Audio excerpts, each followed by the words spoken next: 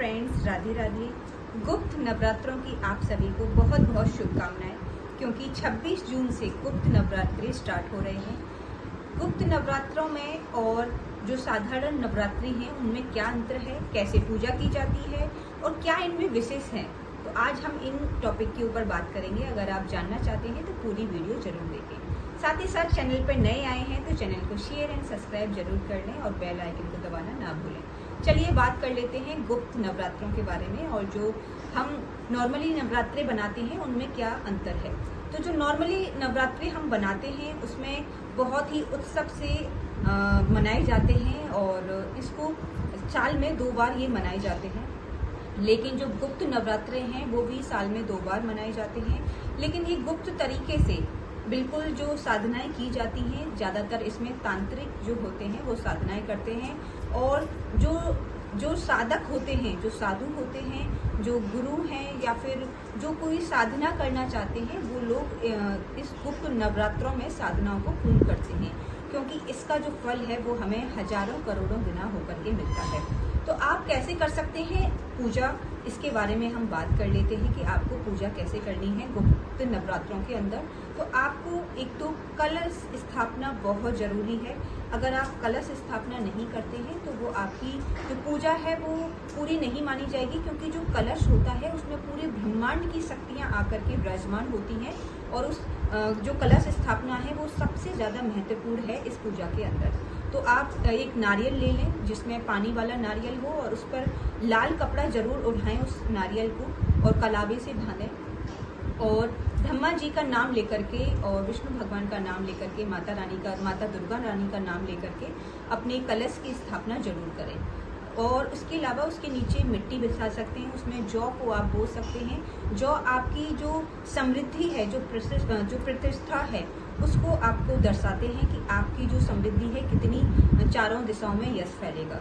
तो जरूर इन जौ को बोएं और इन जौ को लास्ट के दिन आप इनको सुखा करके अपनी, अगर आप खेती करते हैं, खेतरी करते हैं तो उसमें डाल सकते हैं। आपकी खेतरी देखिए फिर कितनी अच्छी होती है और आपकी जो फसल है खेतों की वो बहुत ही अच्छी रहेगी। इसके अलावा आप उसे अपने गमलों में डाल सकते हैं, वो भी बहुत शुभ रहेगी। तो आपको इनको या फिर आप कुछ नहीं करना चाहते तो जो बहता हुआ जल है तो उसमें आप उनको 9 दिन बाद प्रभावित कर सकते हैं। तो ये रही हमारी कलश स्थापना कैसे करनी है। इसके अलावा लाल कपड़ा या पीला कपड़ा ले लें, या लाल कपड़ा ज़्यादा अच्छा रहता है, शुभ रहता है। माता रानी को लाल कलर बहुत ही प्रिय है। तो आप एक चौकी पर अलग से स्थापना कर सकते हैं। इसमें 10 माँ विद्याओं की पूजा की जाती है। इसमें सबसे जो मेन है माँ दुर्गा है। तो आप माँ दुर्गा की कोई भी छोटी सी तस्वीर ले सकते हैं जिसकी लंबाई 6 इंच से ज़्यादा ना हो और उसकी स्थापना करें प्रॉपर।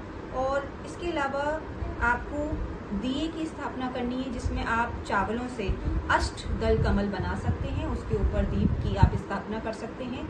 अखंड ज्योत जो होती है वो बहुत ही महत्वपूर्ण होती है अगर आप उसे जलाते हैं।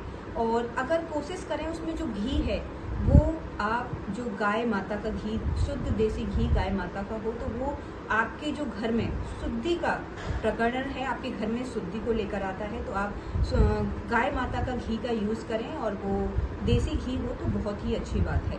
तो ये आपको मेन जो चीज़ें हैं इनका ध्यान रखना है। इसके अलावा लाल फूल, पीले फूल, जो भी ये फूल होते हैं वो उनको माता रानी को भोग जरूर चढ़ाएं।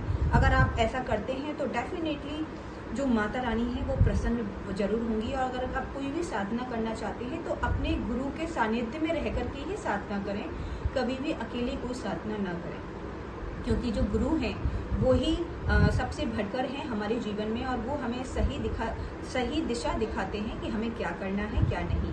क्योंकि अगर हमारे पास गुरु का आशीर्वाद नहीं होगा तो हमारी कोई भी साधना अकेले कोई सफल नहीं होगी। तो आपको गुरु के सानिध्य में रहकर उनसे आशीर्वाद लेकर के ही अपनी साधना शुरू करनी है इन गुप्त नवरात्रों में। और वो गुप्त है तो इसीलिए हमें इसको किसी को बताना नहीं है कि हम किसकी साधना कर रहे हैं, बस आप जाप कर सकते हैं। इसके अलावा जो हवन होता है, जैसे नवरात्रि, इसका मतलब ही क्या है। नवरात्रि मतलब 9 रात्रि, मतलब आपको सुबह तो आपको जितना जल्दी हो सके ब्रह्म मुहूर्त में हवन करें, अगर हो सके तो, नहीं तो आप 10 बजे से पहले पहले हवन कर लें। और रात में भी आप इसको हवन को करें, शाम होने के बाद अगर करते हैं, क्योंकि इससे जो माता दुर्गा हैं, जो 10 माँ विद्याएं हैं, जो शक्ति हैं, उनको शक्ति मिलती है। क्योंकि जब वो धरती पर आती हैं तो हम अगर उनकी मंत्रों के साथ हवन यज्ञ जो करते हैं, उनको बहुत ही पावर मिलती है। और साथ ही साथ उनकी जो हम पे ब्लेसिंग्स हैं, जो कृपा है, वो बरसनी स्टार्ट हो जाती है। तो रात को भी आपको हो सके तो स्नान कर करके हवन करना है।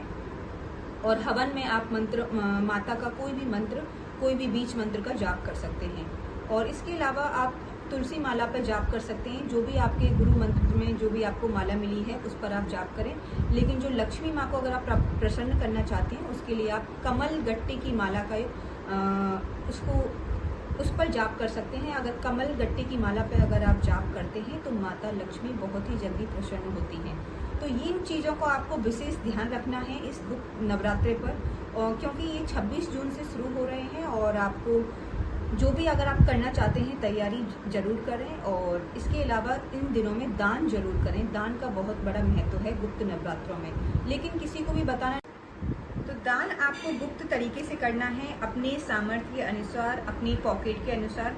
आप किसी की सेवा भी कर सकते हैं, या फिर आप अगर किसी को फल दे पाएँ तो फल जरूर दें, या अगर आप कुछ उसको वस्त्र दे सकते हैं, कपड़े दे सकते हैं, तो जरूर इन चीज़ों का दान करें। अगर आप इन दिनों में दान करते हैं तो आपको करोड़ों गुना उनका फल जरूर मिलेगा, लेकिन वो प्रकृति के अनुसार आपको फल मिलेगा। ऐसा नहीं है कि आपने दान कर दिया और उसके बदले अभी आपको उसका फल मिल गया। तो ये थी जानकारी गुप्त नवरात्रों के बारे में। अगर आपको ये वीडियो पसंद आई है तो इसे शेयर करना ना भूलें। So thank you for watching me.